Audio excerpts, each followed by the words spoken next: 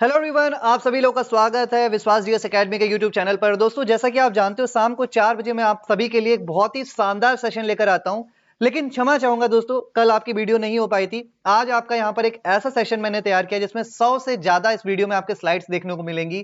Questions के अगर बात करें तो लगभग आपको 40 प्लस यहाँ पर एमसीक्यूज देखने को मिलेगा। और आपके दो बहुत बड़े टॉपिक जिसमें आप सारी की सारी बुक्स, ठीक है, और उनके ऑथर, इसके अलावा एक और भी टॉपिक है जिसमें हम बात करेंगे इंटरनेशनल आपके जितने भी दोस्तों ऑर्गेनाइजेशन है उनके हेडक्वार्टर्स की। तो इंटरनेशनल ऑर्गेनाइजेशंस और उनके हेडक्वार्टर्स और सारे के सारे बुक्स, और इसके अलावा जितने भी दोस्तों ऑथर हैं उन ऑथर्स को अगर कोई नोबेल अवार्ड मिला है, कोई उनको बुकर अवार्ड मिला है, कोई भी अगर कोई अवार्ड मिला है जिसपे आपका क्वेश्चन बनता है आपके एग्जाम में, आपको पता है, तो वो भी इसी वीडियो में हम डिस्कस करने वाले। यानी वन सेशन 3 मेजर टॉपिक आपके एक वीडियो में कंप्लीट होगा। लेकिन चूंकि मैंने पहले ही बता दिया कि स्लाइड्स कम से कम 100 से ज्यादा है, और आप सबको पता है कि हम लोग जो क्लास की लिमिट रखते हैं वो 30 से 40 मिनट के अंदर रखते हैं। तो भाई क्लास की स्पीड थोड़ी ज्यादा रहेगी। जो बच्चे रिकॉर्डेड देख रहे हैं इसको वो 0.75 पर लगाकर देख सकते हैं, स्पीड को रेड्यूस करके देख सकते हैं, अपने हिसाब से एडजस्ट कर सकते हैं। ठीक है, तो ये फैसिलिटीज आपके पास रहती है। क्षमा चाहूंगा, बाकी जो बच्चे जल्दी पढ़ना पसंद करते हैं उनके लिए थोड़ा सा फास्ट है, और मेरी स्पीड भी नॉर्मली क्या है, थोड़ी जल्दी ही है। ठीक है, तो चलिए यहाँ पर क्लास की शुरुआत करते हैं। दोस्तों, अगर आपने अभी तक हमारे एक और चैनल परीक्षा गुरुकुल और सिलेक्शन लैब को सब्सक्राइब नहीं किया है तो जल्दी से जाकर सिलेक्शन लैब को भी जाकर आपको क्या करना है, सब्सक्राइब करते हुए चलना है भाई। ठीक है, ये आपका ही परिवार है जो आपके लिए हमेशा से अच्छी क्वालिटी एजुकेशन लेकर आता है। ठीक है, बाकी लाइव वीडियोस में जाकर देखकर और प्लेलिस्ट में जाकर आप देख सकते हो, बहुत सारी वीडियोस आपके काम के लिए दी गई है। पीडीएफ मिलेगी इस वाले टेलीग्राम ग्रुप पर, तो इसको आप ज्वाइन कर लीजिएगा। पहला क्वेश्चन आपका है, एपीजे अब्दुल कलाम सर ने इनमें से कौन सी बुक लिखी है, क्वेश्चन आता है। तो भैया एपीजे अब्दुल कलाम ने यहाँ पर 3 बुकें लिखी है, wings of fire, ignited mind और टारगेट 3 बिलियन। ये तीनों के तीनों जो है लिखे गया है आपके एपीजे अब्दुल कलाम सर के द्वारा। सो दी ऑप्शन इज डी यहां पर करेक्ट हो जाएगा। ठीक है, तो यहां पर ध्यान रखिएगा, wings of fire and ignited mind. इसके अलावा जो हमारे कलाम सर थे, मिसाइल मैन ऑफ इंडिया, इनको मिसाइल मैन ऑफ इंडिया बोला जाता था। 2002 से लेकर 2007 तक ये भारत के 11वें राष्ट्रपति रहे हैं, ये भी आपको ध्यान में रखना है। ठीक है, आगे बात करते हैं यहाँ पर, which book is written by Aung San सू की। अब ये आंग सान सू की कौन है, तो आप सबको म्यांमार के बारे में पता ही होगा, ये वहां की क्या थी, एक सामाजिक कार्यकर्ता थी। ठीक है, इसके अलावा पॉलिटिशियन भी थी। अब इन्होंने कौन कौन सी बुक लिखी है, तो इन्होंने बुक लिखी है freedom from fear, letters from Burma, the voice of hope. यानी कि सारी की सारी बुक्स इनके द्वारा लिखी गई। आप बोलोगे सर जी इतना सरल क्यों दे रहे हो ऑल ऑफ द अबव। भाई हमें एग्जाम में ऐसा नहीं है ना कि आपको ऑल ऑफ द अबव देगा, एग्जाम में पूछ सकता है लेटर्स फ्रॉम बर्मा किसने दी है, लिखी है, द वॉइस ऑफ होप किसने लिखी, ये बहुत बार पूछी गई है।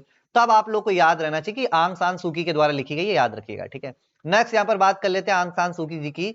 तो इन्होंने फ्रीडम फ्रॉम फियर ये बुक लिखी है, जो सबसे ज्यादा इनकी फेमस बुक है, और ये एक बर्मीज पॉलिटिशियन, यानी ये म्यांमार की राजनीतिज्ञ हैं, याद रखिएगा। ठीक है, इसके अलावा इनको आ गया ना फैक्ट, 1991 में इनको क्या मिला था, नोबेल का शांति पुरस्कार मिला था।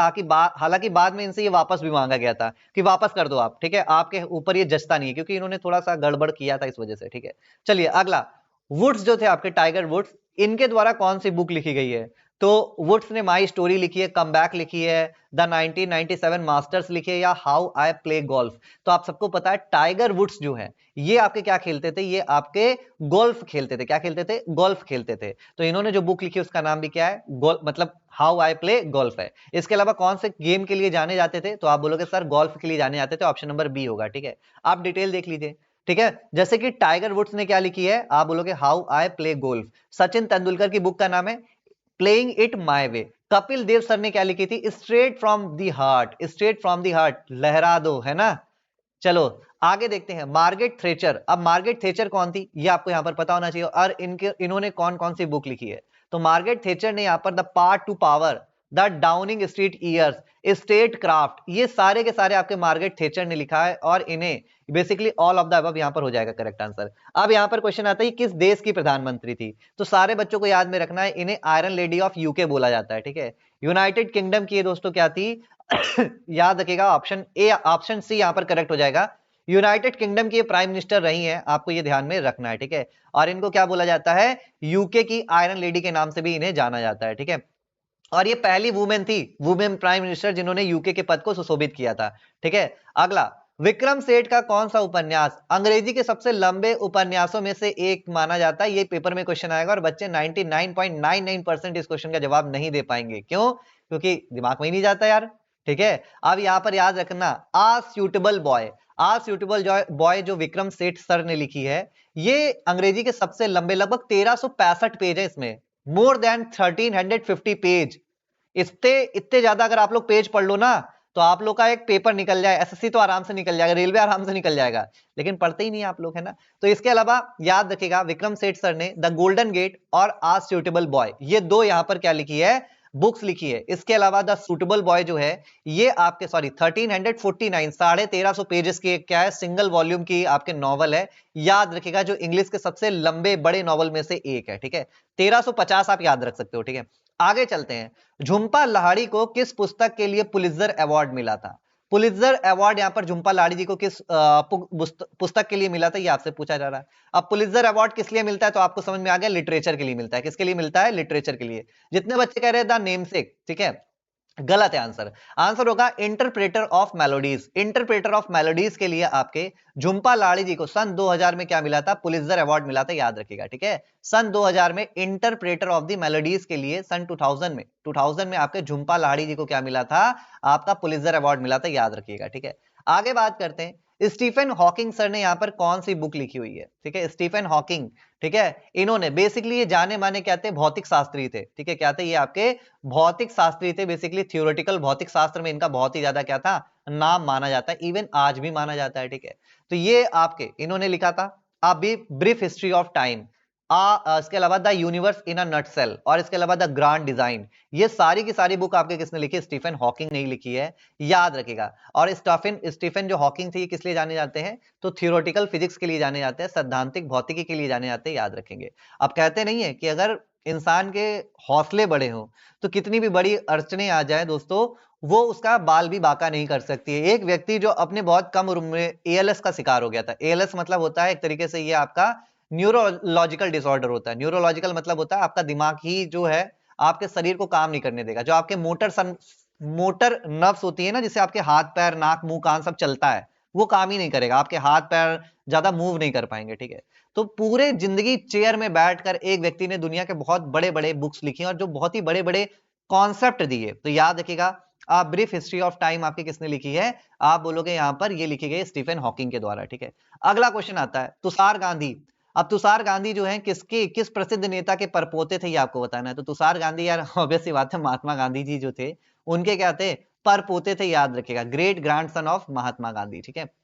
इन्होंने एक बुक लिखी है, लेट्स किल गांधी, चलो गांधी जी को मारते हैं, ठीक है। मतलब बेसिकली इस जगह पर बात हो रही है कि गांधीयन जो फिलॉसफी थी, गांधीयन जो विचारधारा थी, यहाँ पर ये एक तरीके से क्रिटिक नहीं होता, तंज कसना, कि जैसे लोग आजकल कर रहे हैं कि गांधी जी की जो विचारधारा है उसको एकदम ताक पे रख करके, किसी ने बे बोला तो उसको 4 कंटाप मार दी उतनी देर में, सुनना ही नहीं है, ठीक है। तो इन्होंने बोला चलो आओ मिलकर ही गांधी जी को मार देते हैं, ठीक है, मतलब उनकी आइडियोलॉजी को खत्म कर देते हैं। तो ये क्रिटिक था, ठीक है, समझ रहे हो ना बात को। आगे चलते हैं, चेतन भगत। चेतन भगत सर ने दर्जन भर किताबें लिख रखी हैं, 5 point someone, half girlfriend, 2 states, the 3 mistake of my life. आप बताओ, मतलब आपके तो यहाँ पर कम से कम लिख दोगे यहाँ पर कि सर जी मेरे तो 87 हो चुके हैं, कोई कहेगा 97, कोई कहेगा बस एक और कर लूं तो 100 पूरा हो जाएगा, ठीक है। तो यहाँ पर the 3 mistakes of my life Chetan Bhagat की है। 1 इंडियन गर्ल, ठीक है, यहाँ पर तो कुछ बताएंगे भाई, 1 छोड़िए सर, 97 98 तो हमारा ही चल रहा है स्कोर, ठीक है। 1 अरेंज्ड मर्डर भी अरेंज्ड होता है भाई, देखो। इसके अलावा 1 night at the call centre में एक रात। रिवॉल्यूशन 2020 कौन लिखा है, चेतन भगत लिखे हैं। और 400 डेज पर भी क्वेश्चन आता है, किसने लिखी है, चेतन भगत ने लिखी है, याद रखेंगे, ठीक है। क्वेश्चन आता है, अरुंधति रॉय जी को किस बुक के लिए यहाँ पर बुकर अवार्ड मिला था, किस आपके नॉवेल के लिए यहाँ पर बुकर अवार्ड मिला था। तो अरुंधति रॉय जी ने आजादी भी लिखी है, the god of small thing भी लिखी है, लेकिन यहाँ पर ठीक है, ये जो आपका ऑप्शन नंबर क्या है, the god of small thing, इसके लिए आपका बुकर अवार्ड दिया गया था अरुंधति रॉय जी को, ऑप्शन नंबर बी होगा, ध्यान रखेंगे, ठीक है। अब इनकी बुक्स देखिए, the god of small thing, Azadi, the algebra of infinite justice, और इसके अलावा पावर पॉलिटिक्स। ये चारों बुकें किसने लिखी है, अरुंधति रॉय जी ने लिखी है। और 1997 में इनको the god of small thing के लिए क्या मिला, आप बोलोगे बुकर प्राइज मिला। क्या मिला है, बुकर प्राइज मिला है। और ये पहली इंडियन वुमेन बनी है इस बुकर प्राइज को जीतने वाली, बुकर प्राइज जीतने वाली पहली भारतीय महिला 1997 में आपकी कौन बनी थी, अरुंधति रॉय बनी थी, ठीक है। अगला आता है, रस्किन बॉन्ड किस लिए जाने जाते हैं और कौन से क्षेत्र में रहते हैं। तो रस्किन बॉन्ड का जो घर है वो हिमाचल आपके वहां पर है, उत्तराखंड के मसूरी में। इनका घर कहां पर है, उत्तराखंड के मसूरी में, मतलब जहां पर बेसिकली हम लोग घूमने गए थे उत्तराखंड में, जब मेरा जॉब करता था मैं देहरादून में, तो उत्तराखंड में जब मसूरी गए थे तो तब हमने देखा था, ठीक है, बढ़िया सा मस्त बना हुआ है, ठीक है। चलिए, अब रस्किन बॉन्ड ने बहुत सारी, इन्होंने भी जो है दर्जनों किताबें लिखी, एक दो नहीं दर्जनों किताबें लिखी हैं, जिसमें आ लिटिल बुक ऑफ इंडिया आता है, द ब्लू अम्ब्रेला आता है, द परफेक्ट मर्डर, अभी पीछे वाले भाई साहब ने लिखा है द, क्या है पीछे वाले चेतन भगत ने क्या लिखा था, अरेंज्ड मर्डर, इन्होंने परफेक्ट मर्डर लिखा है, अरेंज्ड कराया है आपके चेतन भगत सिंह ने और परफेक्ट कर दिया आपके रस्किन बॉन्ड जी ने, ठीक है। इसके अलावा the room on the roof, ठीक है, the room on the roof, ये भी आपके रस्किन बॉन्ड जी की है, और great stories for children, basically Ruskin bond की ज्यादातर जो कहानियां बच्चों के लिए थी, बहुत ही बढ़िया कहानी लिखते हैं, याद रखेंगे। रस्किन बॉन्ड को आपके साहित्य अकादमी अवार्ड मिल चुका है, और लास्ट ईयर 2024 में साहित्य अकादमी एक्सीलेंस अवार्ड दिया गया था, लास्ट ईयर 2024 में इनको क्या मिला है, साहित्य अकादमी एक्सीलेंस अवार्ड मिला है, क्या मिला भैया, साहित्य अकादमी एक्सीलेंस अवार्ड मिला है 2024 में, याद रखिएगा, ठीक है। आगे चलते हैं, आगे बात करते हैं। 2022 में किस समकालीन भारतीय लेखक को इंटरनेशनल बुकर अवार्ड से सम्मानित किया गया, तो 2024 में जो आपकी गीतांजलि श्री थी, इनको इंटरनेशनल बुकर अवार्ड दिया गया था, किसके लिए दिया गया था, चलिए जान लेते हैं। तो इन्होंने एक बुक लिखी थी टॉम्ब ऑफ सैंड, क्या लिखी थी, टॉम्ब ऑफ सैंड, इसके लिए गीतांजलि श्री को क्या मिला था, बुकर प्राइज मिला, याद रखेंगे। विश्वनाथन आनंद जो चेस के भारत के पहले ग्रैंड मास्टर है, भारत के फर्स्ट ग्रैंड मास्टर है ना, फर्स्ट जीएम है, ग्रैंड मास्टर है। इसके अलावा पहला दोस्तों मेजर ध्यानचंद खेल रत्न अवार्ड भी किसको मिला था, उस समय इसको क्या बोला जाता था, राजीव गांधी खेल रत्न अवार्ड। तो पहला मेजर गांधी क्या था, मेजर क्या था यार, मेजर ध्यानचंद है ना, मेजर ध्यानचंद खेल रत्न अवार्ड पहला वाला किसको मिला था, आपके विश्वनाथन आनंद जी को ही मिला था, और इन्हें लाइटनिंग किड के नाम से जाना जाता है। इनकी बुक का नाम था माइंड मास्टर। स्मृति हिंदुस्तानी, इनका नाम इन्होंने मतलब इन्होंने जो बुक लिखी थी उसका नाम क्या था, लाल सलाम, ठीक है, लाल सलाम। चलिए बात करें तो गीतांजलि श्री को टॉप ऑफ सैंड के लिए इंटरनेशनल बुकर प्राइज मिला था 2022 में, ये बात आपको मालूम चल गई, ठीक है। नेक्स्ट, शशि थरूर द्वारा कौन सी पुस्तक लिखी गई है, ये भाई साहब हर साल तो ये किताब लिख देते हैं ना, मतलब ऐसा नहीं है यार, पढ़े लिखे व्यक्ति और बहुत ही ज्यादा पढ़े लिखे हैं, ठीक है। तो इन्होंने कौन सी बुक लिखी है, तो आप बोलोगे भैया इन्होंने पूरी दर्जनों किताबें लिख रखी है ना, मतलब याद रखिएगा। अब विमल जालान जो आरबीआई के गवर्नर रह चुके हैं, इन्होंने द इंडियन स्टोरी लिखी है और द फ्यूचर ऑफ इंडिया लिखी है, दो बुक लिखी है विमल जालान ने, द इंडिया स्टोरी और द फ्यूचर ऑफ इंडिया। इसके अलावा शशि थरूर सर की बात करें तो paradoxical prime minister, pax Indica, the Hindu way, ठीक है। इसके अलावा why I am a Hindu, pride prejudice and punditry, ये सारी की सारी आपके शशि थरूर ने लिखी है। इसके अलावा अंबेडकर ए लाइफ भी किसने लिखी है, ये भी आपके शशि थरूर जी ने लिखी है। और हाल फिलहाल में अगर कोई बुक आई है तो वो भी आप लोग नीचे कमेंट बॉक्स में जरूर लिखिएगा भाई, लिखिएगा जरूर, ठीक है। क्वेश्चन आता है द एक्सीडेंटल प्राइम मिनिस्टर किसने लिखी है, संजय बारू, मनमोहन सिंह, पी चिदम्बरम या फिर प्रणब मुखर्जी। तो आप बोलोगे सर संजय बारू जी ने द एक्सीडेंटल प्राइम मिनिस्टर लिखी है और इस पर एक मूवी भी बनी है, ठीक है। मनमोहन सिंह जी के ऊपर पूरी कहानी लिखी गई थी। तो एक्सीडेंटल प्राइम मिनिस्टर किसने लिखी है, संजय बारू जी ने लिखी है, ठीक है। नया अगला question, the test of my life, ये युवराज सिंह को जब कैंसर हुआ था और उसके बाद जो उन्होंने कम बैक किया था, तो कैंसर एंड कम बैक के ऊपर पूरी कहानी लिखी थी किसने, युवराज सिंह जी ने, the test of my life. तो ये जो ऑटोबायोग्राफी है किसकी है, युवराज सिंह जी की है, ऑप्शन नंबर बी होगा ना। चलिए अगला, सुरेश रैना जी की अगर हम बात करें तो इन्होंने अपनी ऑटोबायोग्राफी लिखी जिसका नाम क्या है, बिलीव, क्या नाम है, बिलीव।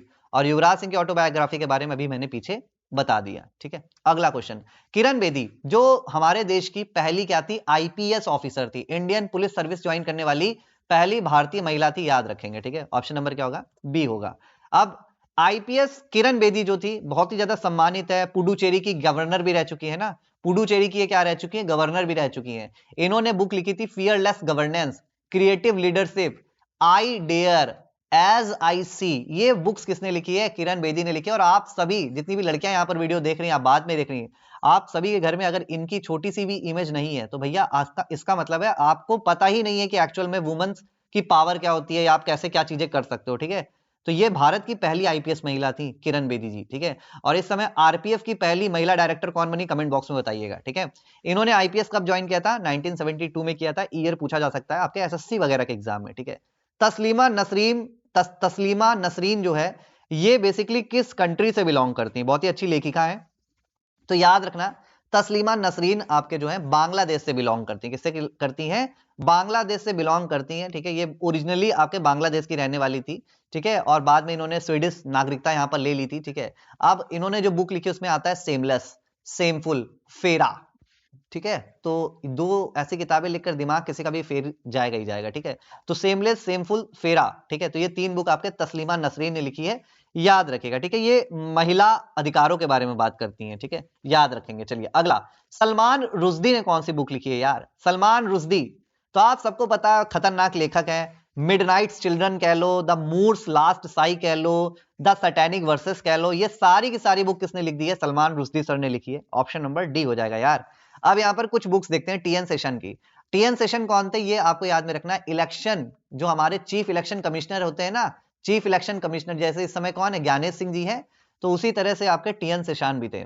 अब टीएन सेशान ने एक बुक लिखी थी, the D generation of India, the D generation of India, former chief election commissioner थे, याद रखिएगा, ठीक है। इसके अलावा सलमान रुश्दी, सलमान रुश्दी का आपका बेसिकली इन्होंने बुक लिखी है shame, midnight children, the satanic verses, 2 year 8 month and 28 nights, ये सारी बुक्स आपके सलमान रुश्दी सर ने लिखी, याद रखना, ठीक है ना।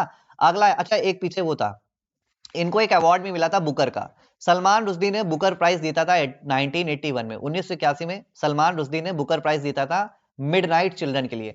2024 में इनका एक मेमोयर आया था जिसका नाम क्या था? नाइफ, ठीक है। 2024 में इन्होंने मेमोयर लिखा था एक नाइफ नाम से, ये बात भी आपको ध्यान में रखनी है, ठीक है। चलिए अगला क्वेश्चन देखते हैं। एम एफ हुसैन क्या करते हैं भैया? एम एफ हुसैन कुछ भी कर देते हैं, वो पेंटिंग बन जाती है। वो क्या बन जाती है? पेंटिंग बन जाती है, याद रखिएगा, ठीक है। अब एम एफ हुसैन जी ने यहाँ पर एक बुक लिखी थी जिसका नाम क्या है? संसद उपनिषद। कई बार क्वेश्चन आया कि संसद उपनिषद किसने लिखी है? एम एफ हुसैन, जो कि पेंटर हैं।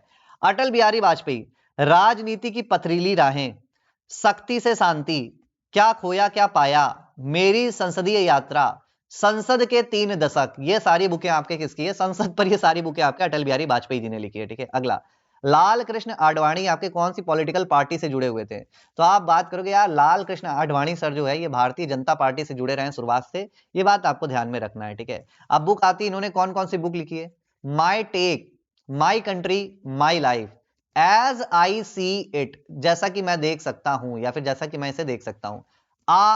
यहां पर क्या है? नजरबंद लोकतंत्र, आ प्रिजनर्स स्क्रैप बुक, ठीक है, नजरबंद लोकतंत्र, ये सारी बुकें आपकी किसने लिखी है? My take, my country my life, as I see it, Nazarband Loktantra, ये सारी आपके लाल कृष्ण आडवाणी जी ने लिखी है। और 2024 में हमारे लाल कृष्ण आडवाणी सर को क्या मिला है? भारत रत्न भी मिल चुका है, ठीक है। तो ये बात भी आपको बच्चे याद में रखनी है। देखो सारी चीजें आपके इस पीपीटी में है, और इतना करने के बाद भी अगर एक लाइक अगर आप प्रेस नहीं कर पा रहे हो यार, मतलब पैसे तो मैं वैसे भी नहीं मांग रहा हूं, आप लोग तो कोई कोर्स लोगे जाकर, उसमें भी इतना बढ़िया कंटेंट मिल जाए तो बताना, ठीक है। यहाँ तो आपको सब कुछ फ्री में मिल रहा है, बस क्या करना है, हमारे चैनल को थोड़ा सा प्रमोट करना है, वीडियो को हाइप करना है, ठीक है, बस इतना सा कर दो, बस बाकी कुछ नहीं। लाल कृष्ण आडवाणी ने डिप्टी प्राइम मिनिस्टर के पद पर यहाँ पर क्या किया था? ज्वाइन किया था, 2002 से 2004 के बीच में रहे थे। इनको पद्म विभूषण मिला था 2015 में, और रिसेंटली 2024 में भारत रत्न भी मिल चुका है। रोमिला थापर कौन है भाई? रोमिला थापर कौन है? इन पर तो बहुत ज्यादा विवाद होता रहता है, खतरनाक लिखती है मैडम। ये आपकी एक हिस्टोरियन है। अब कोई सच लिख देता है, लोगों को अपने आप बुरा लग जाता है, ठीक है। तो रोमिला थापर क्या है? हिस्टोरियन है। इनके बुक्स का नाम है सोमनाथ ऑन सिटीजनशिप, ठीक है, नागरिकता पर, या फिर सोमनाथ, ये दोनों बुक्स याद रखिएगा, रोमिला थापर। और ये क्या है? आपके हिस्टोरियंस हैं, याद रखिएगा। एम एस स्वामीनाथन की बुक का नाम क्या है? Toward a hunger free world, बहुत ही इंपॉर्टेंट बुक है। Toward a hunger free world was written by M S Swaminathan. और रिसेंटली आपके एम एस स्वामीनाथन जो पहला अवार्ड दिया गया है, एम एस स्वामीनाथन पहला अवार्ड, इनके नाम पर अवार्ड बनाया गया है। 2025 में पहली बार अवार्ड दिया गया है। किसको दिया गया है? तो आप बोलोगे सर प्रोफेसर एडेनाले जी को दिया गया। किसको? एडेनाले, ठीक है, इनको मिला है। चलो आगे चलते हैं, आगे बात करते हैं। अच्छा, एम एस स्वामीनाथन को फादर ऑफ ग्रीन रेवोल्यूशन भी बोलते हैं, हम सबको मालूम है ना। अगला आता है, अब यहां पर से जल्दी जल्दी कुछ बुक्स देखते हैं, जैसे डोमिनिक लैपियर, डोमिनिक जो हमारे डोमिनिक लैपियर हैं, इन्होंने सिटी ऑफ जॉय लिखी है, फ्रीडम एट मिडनाइट लिखी है, बियॉन्ड लव लिखी है, इज न्यूयॉर्क बर्निंग, ठीक है, इज न्यूयॉर्क बर्निंग, क्या न्यूयॉर्क जल रहा है? आपको लगता है ना कि न्यूयॉर्क बहुत ही बढ़िया जगह होगा, एकदम मस्त मजा आ जाएगा। आपको पता है आप दिल्ली में घूम सकते हो, आप दिल्ली में घूम सकते हो, जैसे जो लोग सिगरेट गांजा चरस अफीम नहीं फूकते हैं ना, वो दिल्ली में घूम लेंगे, वो कहेंगे कोई दिक्कत नहीं है। और बहुत से लोगों को लगता है न्यूयॉर्क का नाम सुन के एकदम आपको बहुत बढ़िया मजा आ जाएगा, एकदम बढ़िया साफ सुथरी जगह होगी। मेरा एक दोस्त, मतलब एक मेरा दोस्त है भाई, बढ़िया पैसे वाला है, घूमता रहता है, ठीक है, मर्चेंट नेवी में, तो न्यूयॉर्क गया था। वो बता रहा था कि भाई यहाँ की ना आप सड़क पे घूम नहीं सकते हो, मतलब वो सिगरेट विगरेट नहीं पीता है, बिल्कुल बहुत बढ़िया इंसान है, पंडित टाइप का, बिल्कुल पंडित, मतलब जात से पंडित नहीं, पंडित मतलब कर्मों से पंडित है वो। ठीक है। तो बता रहा था यार यहाँ पर सड़कों में घूम नहीं सकते हो भाई, ऐसी बदबू आती है ना गांजा चरस अफीम की कि मतलब मन करता है कि भाग जाओ यहाँ से। ठीक है, मुझे तो क्या ही सोचा था और क्या ही निकला। तो ये सच है। ठीक है, ये आपके डोमिनिक लिपियर ने लिखी है। ठीक, याद रखिएगा। आगे चलते हैं। अगला है यहाँ पर मानिका गांधी और बराक ओबामा। देखो मानिका गांधी जी ने यहाँ पर एनिमल लॉज ऑफ इंडिया, हालांकि यहाँ इंसानों को तो मिल नहीं पा रहे कानून का लाभ, जानवरों को क्या ही मिलेगा। एनिमल लॉज ऑफ इंडिया, इसके अलावा हेड्स एंड टेल्स, ये आपके मानिका गांधी ने लिखी है, याद रखेगा। हेड्स एंड टेल्स आपके मानिका गांधी ने लिखी है। बराक ओबामा की अगर हम बात करें तो बराक ओबामा हमारे आ प्रॉमिस्ड लैंड, कितनी बार बच्चे ये पेपर में आप लोग देख चुके हैं इस क्वेश्चन को, a promised land written by Barack Obama. The audacity of hope, ठीक है, द ऑडेसिटी ऑफ होप भी आपके Barack Obama. Dreams from my father, मेरे पिताजी के द्वारा सपने, ठीक है ये। या फिर of the I Singh, of the आई सिंग, ये भी आपके बराक ओबामा जी की, याद रखना। ठीक है, आगे देखते हैं यहाँ पर डैमन गलगट जी का। डैमन गलगट जी ने यहाँ पर द प्रॉमिस लिखी है, पीछे प्रॉमिस लैंड था, ये सिर्फ प्रॉमिस पे रुक गए। Damon Galgut ji. The good doctor, the good doctor भी आपके डैमन गलगट जी ने लिखी है। इन अ स्ट्रेंज रूम, एक अचंभित या स्ट्रेंज मतलब जो भी आश्चर्यचकित वाले कमरे में, ठीक है, तो ये आपका क्या है, डैमन गलगट ने लिखी है। इसके अलावा सेहान करुणा तिलका, ठीक है, करुणा तिलक, तो ये लिखी गई है the seven moons of Maali, बढ़िया है, the seven moons of Maali, Almeida. इसके अलावा आपका Chinaman, the legend of Pradeep Mathew. इसके अलावा chats with the dead sorry, chats with the dead, Shehan Karunatilaka ने लिखी, याद रखना। ठीक है, आगे सेहान करुणा तिलक को बुकर प्राइज मिला था 2022 में, किस लिए, the seven moons of Maali Almeida के लिए। देखो ये सारे क्वेश्चन आपसे पूछते हैं और एसएससी वाले इन्हीं चीजों से परेशान रहते हैं कि यार ये क्वेश्चन कहां से आ गया। अब आप लोग सही जगह पढ़ रहे हो, अब आपको मालूम चलेगा कि यहां से तो आ ही जाएगा। ठीक है, अगला है डगलस स्टुअर्ट के बारे में पहले जान लो। इनकी बुक का नाम है सग्गी बैन, बहुत ही इंपॉर्टेंट बुक है सग्गी बैन। इसके अलावा यंग मुंगो, इसके अलावा द इंग्लिश मैन, ये आपके डगलस स्टुअर्ट ने लिखी है। वहीं पर एना बर्न्स की अगर हम बात करें तो इन्होंने लिखी है नो बोन्स, कोई हड्डी ही नहीं है। भाई ऐसे भी लोग होते हैं जिनकी जुबान में कोई हड्डी नहीं होती और रीढ़ की हड्डी में भी कोई हड्डी नहीं होती है, जिंदगी भर एक दूसरे की चाटुकारिता करते रहते हैं। ठीक है, इसके अलावा होता है लिटिल कंस्ट्रक्शंस, इसके अलावा मिल्कमैन, ये आपके एना बर्न्स ने लिखी है। ठीक है, अब इन बुक्स के बारे में पढ़ लीजिए। तो डगलस स्टुअर्ट जो थे, इन्होंने 2020 का बुकर प्राइज जीता था सगी बैन के लिए, किसके लिए, सगी बैन के लिए। वहीं पर एना बर्न्स ने भी आपके बुकर प्राइज जीता था मिल्कमैन के लिए, याद रखिएगा। ठीक है, सारा फैक्ट एक ही क्लास में लेकर जाओ। अरविंद अडिगा और किरण देसाई जी। अरविंद अडिगा, इन्होंने व्हाइट टाइगर लिखी है, बिटवीन द असैसिनेशंस लिखा है, between the assassination, last man in tower, बहुत बार क्वेश्चन पूछा गया, लास्ट मैन इन टावर किसकी है, अरविंद अडिगा जी की। सिलेक्शन डे, आपका भी सिलेक्शन डे जल्दी ही आने वाला है, किसने लिखी है, अरविंद अडिगा जी ने। एमनेस्टी, एमनेस्टी जो कि यहां पर आपको ध्यान में रखना, Arvind Adiga, A for amnesty, A for Arvind Adiga. Kiran Desai, the inheritance of loss, बहुत बार क्वेश्चन आया है, the inheritance of loss, Kiran Desai, अलग अलग एग्जाम में। हुला बालू हुला बालू इन दी गुआवा ऑर्कार्ड, ये भी आपके क्या है, किरण देसाई जी की, याद रखिएगा। बोथ वॉन, दोनों ने आपके बुकर प्राइज जीता है। अरविंद अडिगा ने 2008 में जीता था, किरण देसाई जी ने 2006 में जीता था, याद रखना। ठीक है, आगे चलते हैं। यॉन मार्टेल और मार्गरेट एटवुड। यॉन मार्टेल ने आपके लाइफ ऑफ पाई लिखी है, जिस पर आपके एक बुक भी बन चुकी है ना, एक मूवी भी बनी है, लाइफ ऑफ पाई।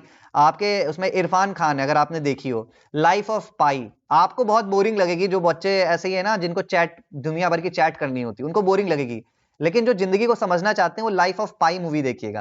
ठीक है, यॉन मॉर्टेल की बुक है लाइफ ऑफ पाई, इरफान खान जी जैसे बढ़िया किरदार के ऊपर पूरा, मतलब मूवी बहुत अच्छी है, देखना लाइफ ऑफ पाई। इसके अलावा क्या है, बियाट्रिस एंड वर्जिल, इसके अलावा the high mountains of Portugal और son of nobody, son of nobody भी आपके क्वेश्चन पूछा गया है, यॉन मार्टेल। ठीक है, इसके अलावा Margaret Atwood, the blind assassination. ठीक है, इसके अलावा द टेस्टामेंट्स, द टेस्टामेंट्स हो गया, Oryx and Crake, cat's eye, cat's eye पर भी क्वेश्चन आ सकता है। ठीक है, आगे चलते हैं, आगे बात करते हैं भैया। अगला है कंटेम्प्रेरी अवार्ड विनर, कुछ हाल फिलहाल के, जैसे बर्नार्डिन एवरेस्टो। बर्नार्डिन एवरेस्टो ने क्या लिखी है, girl woman other, girl woman other. Mister Loverman, यहां भैया कोई है क्या, देख लेना, बर्नार्डाइन एवरेस्टो ने आप पर बुक लिख दी है। मैनिफेस्टो, इसके अलावा लारा। ठीक है, तो ये ध्यान रखना है। इसके अलावा आते हैं आगे, जॉर्ज सॉन्डर्स, जो जॉर्ज सॉन्डर्स थे, इन्होंने लिखी है क्या, लिंकन इन दी बार्डो। इसके अलावा the brief and the frightening reign of Phil, ये आपके किसने लिखी है, जॉर्ज सॉन्डर्स ने। बर्नार्डिन एवरेस्टो जो थे, ये द फर्स्ट ब्लैक वुमेन, ये आपकी पहली महिला, मतलब क्या बोलते हैं इसको, काली है ना, क्या लिखते हैं, ब्लैक को क्या बोला था भाई, श्वेत तो व्हाइट वाला होता है ना, ब्लैक मतलब काला ही होता है।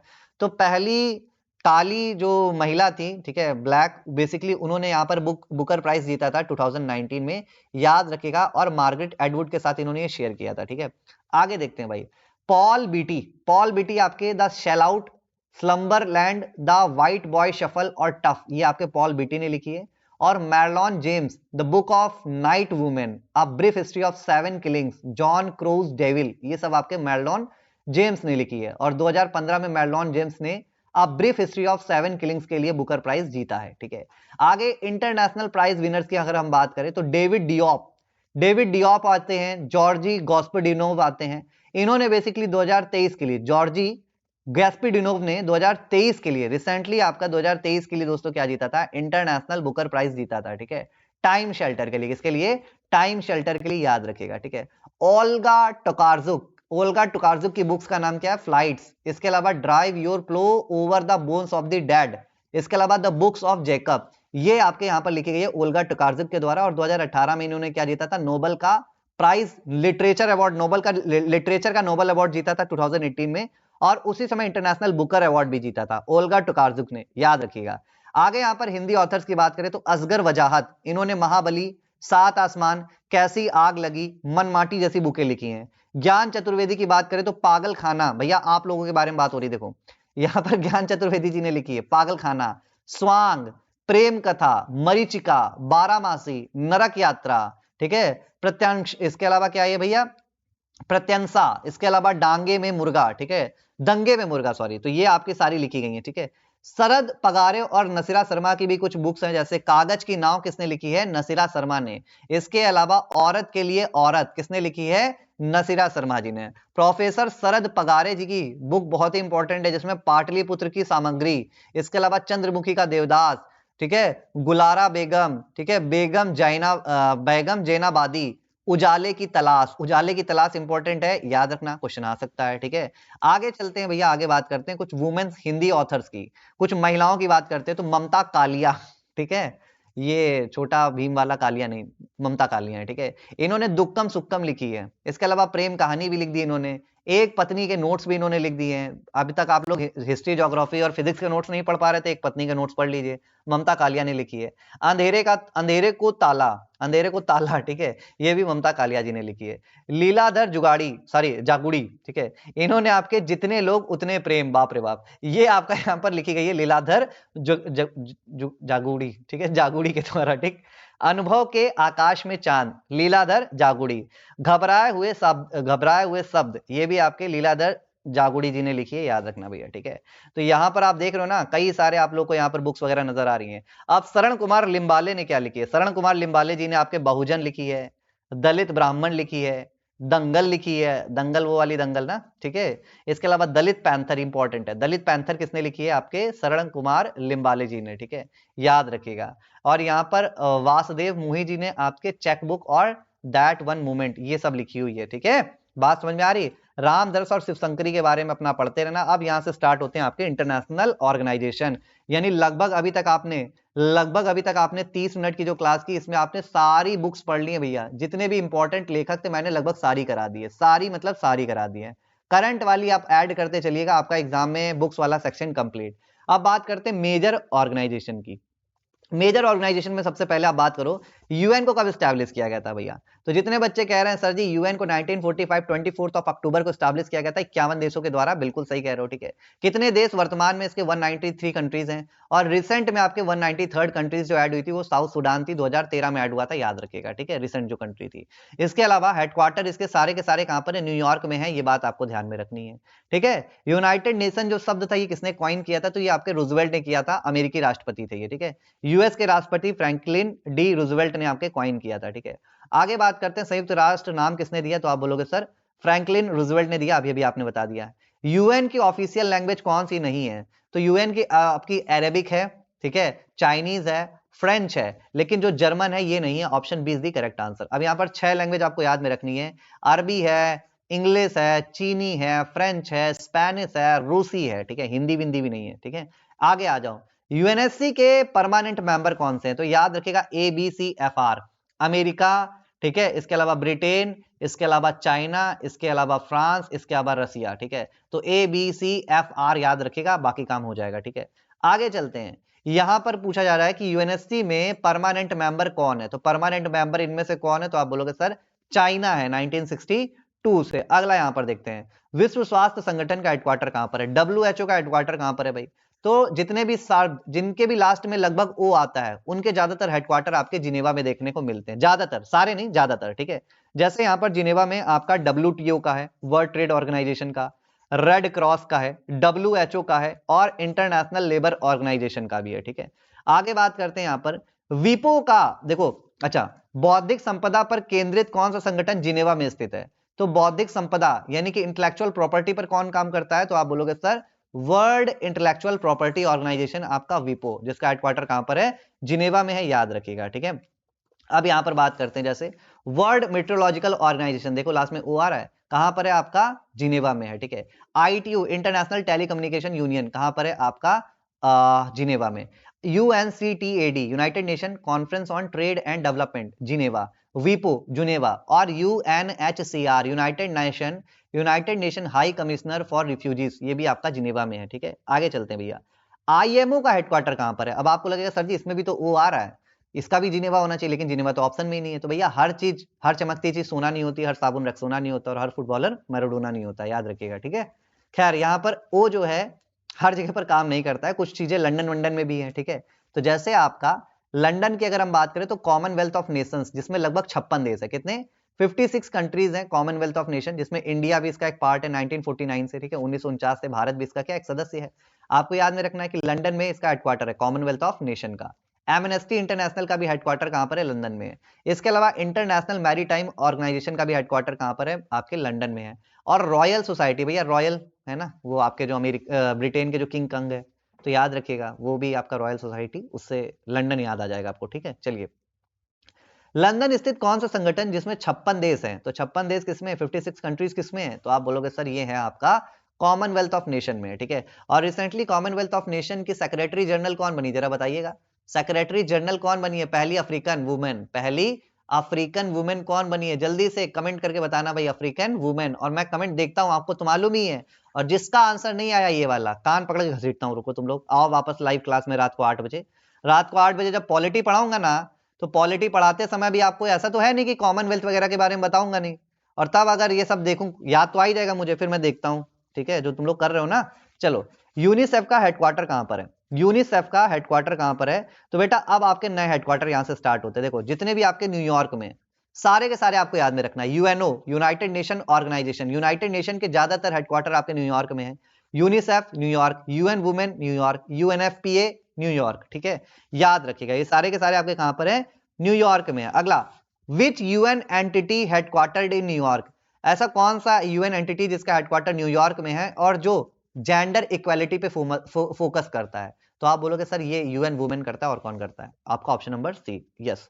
अगला बात करते हैं, कुछ हेडक्वार्टर आपके वॉशिंगटन डीसी में भी है। वॉशिंगटन डीसी में 2 हेडक्वार्टर है, पहला आपका इंटरनेशनल मॉनेटरी फंड, दूसरा आपका वर्ल्ड बैंक, और दोनों को क्या बोलते हैं, ब्रेटन वुड्स की जुड़वा बहनें, ब्रेटन वुड्स की जुड़वा बहनें कहते हैं, क्योंकि 1944 में इन दोनों को क्या किया गया था, एस्टैब्लिश किया गया था, और दोनों का हेडक्वार्टर कहां पर है, वॉशिंगटन डीसी में है, ये बात आपको ध्यान में रखना है। ठीक है, IMF किस शहर में स्थित है, तो अभी अभी आपको पता चल गया कहां पर है, Washington DC.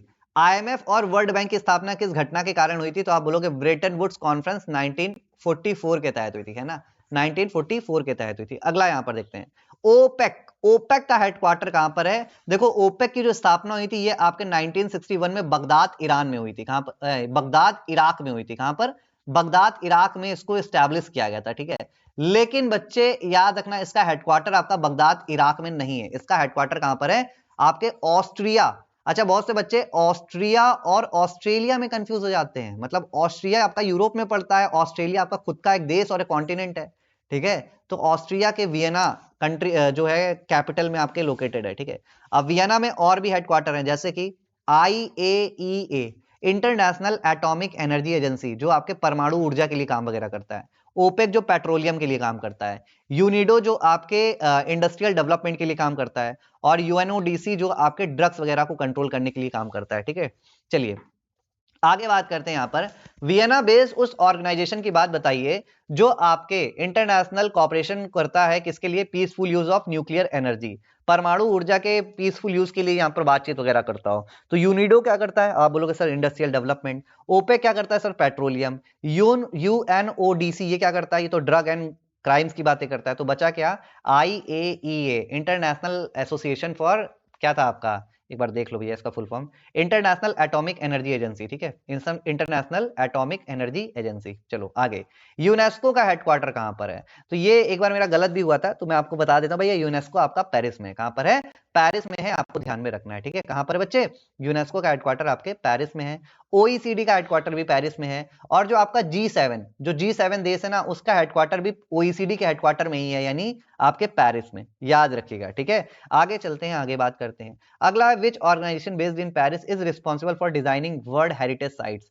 World heritage sites के यहाँ पर डेजिग्नेटिंग के लिए किसको जाना जाता है, तो अभी हाल फिलहाल में आप सबको पता है ना, यूनेस्को ने भारत का 44th, जल्दी से बताओ, भारत का 44वां वर्ल्ड हेरिटेज साइट्स कौन सा डिक्लेयर किया है, जल्दी से बताओ। और जो जिंजी किला है वो कौन से स्टेट में है, ये भी लिखो। जिंजी जो आपका फोर्ट है, जिंजी जो किला है, ये भारत के कौन से स्टेट में है, ये भी जल्दी से लिखो, ठीक है। अगला, इंटरपोल का हेडक्वार्टर कहां पर है, मैंने एक बार आपको बताया भी था कि पोल को पकड़कर कौन नाचता है, तो लियोन, फ्रांस यहां पर करेक्ट आंसर हो जाएगा, ठीक है।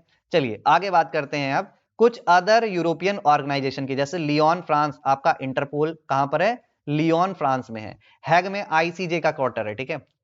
इंटरनेशनल कोर्ट ऑफ जस्टिस का हेडक्वार्टर आपके हैग नीदरलैंड में है। लग्जमबर्ग में आपके यूरोपियन पार्लियामेंट सेक्रेटेरिएट का हेडक्वार्टर है, याद रखिएगा, ठीक है। अब क्वेश्चन आता है इनमें से कौन सा हेडक्वार्टर ब्रुसेल्स बेल्जियम में है, तो ब्रुसेल्स बेल्जियम में इसमें किसका हेडक्वार्टर है भैया, तो जितने बच्चे कह रहे हैं सर जी इसमें से आप लगा दो फटाक से, हमारा किसका, ब्रुसेल्स बेल्जियम में यूरोपियन यूनियन का है ना, तो यूरोपियन यूनियन आपका ब्रुसेल्स बेल्जियम में हेडक्वार्टर है। इसके अलावा NATO, North Atlantic Treaty Organisation का भी हेडक्वार्टर आपके ब्रुसेल्स बेल्जियम में है। यूरोपियन इकोनॉमिक कम्युनिटी का भी हेडक्वार्टर ब्रुसेल्स बेल्जियम में है।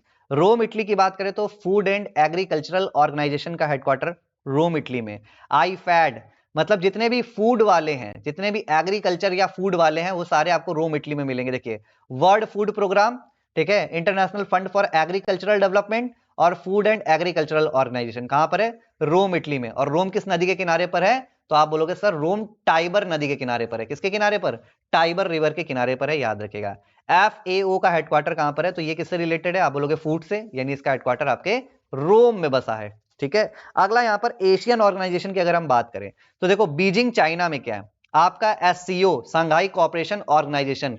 और 2025 में SCO को कौन लीड कर रहा है, तो आप बोलोगे सर ये कौन कर रहा है, आपका तियानजिन में, अभी हाल फिलहाल में सितंबर में इसकी बैठक हुई थी ना तियानजिन में, तो कौन कर रहा है, चाइना कर रहा है। कौन कर रहा है बच्चे, चाइना कर रहा है, ठीक है, याद रखिएगा। इसके अलावा न्यू डेवलपमेंट बैंक, इसका हेडक्वार्टर कहां पर है, संघाई में है। कई बार पूछा गया न्यू डेवलपमेंट बैंक का हेडक्वार्टर कहां पर है, संघाई में।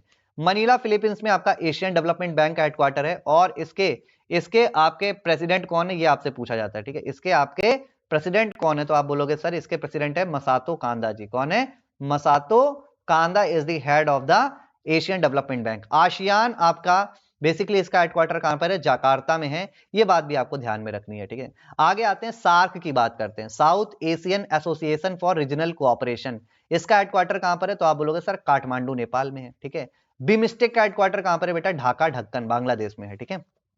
आगे चलते हैं, मिडल ईस्टर्न ऑर्गेनाइजेशन की बात करें तो GCC गल्फ कोऑपरेशन काउंसिल का हेडक्वार्टर कहां पर है, रियाद सऊदी अरेबिया में। इसी तरह से आपका OIC organisation of Islamic cooperation का हेडक्वार्टर कहां पर है, OIC का आपका जेद्दा सऊदी अरेबिया में है, याद रखिएगा। बस अब आपका ये लास्ट स्लाइड है। अरब लीग आपके इजिप्ट कायरो में, मतलब काहिरा जो मिस्र की राजधानी है वहां पर है। और ये आपका जो अरब लीग है ना, ये एक रीजनल ऑर्गेनाइजेशन है, अरब countries in the around north Africa and the horn of Africa and the Arabia.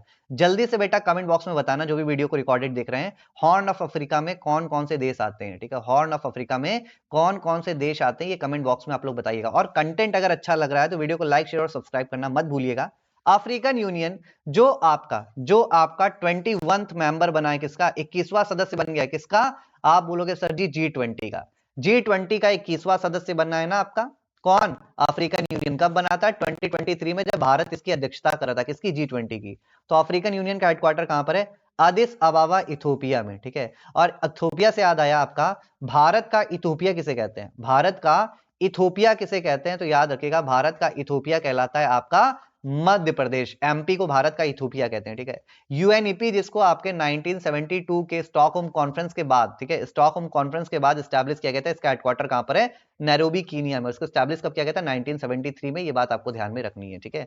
आगे आते हैं बच्चे, अगला है आसियान का हेडक्वार्टर कहां पर है? तो ये आपका होमवर्क क्वेश्चन है जिसको आप आंसर करोगे। और फिलहाल इस वीडियो में इतना ही था। वीडियो की पीडीएफ के लिए आपको ये वाला टेलीग्राम चैनल ज्वाइन करना है, विश्वास जीएस एकेडमी। देखो, अगर आप मतलब जो आप वनडे एग्जाम की तैयारी करो ना, अगर आप इसमें सिलेक्शन लेना चाहते हो तो शाम 4 बजे विश्वास जीएस एकेडमी चैनल पर रोज आना है। रोज इसी तरह की प्रीमियर क्लासेस आपको मिलती है जिसमें बहुत ही बेहतरीन कंटेंट आपके सामने लेकर आता हूं मैं, ठीक है। So thank you so much.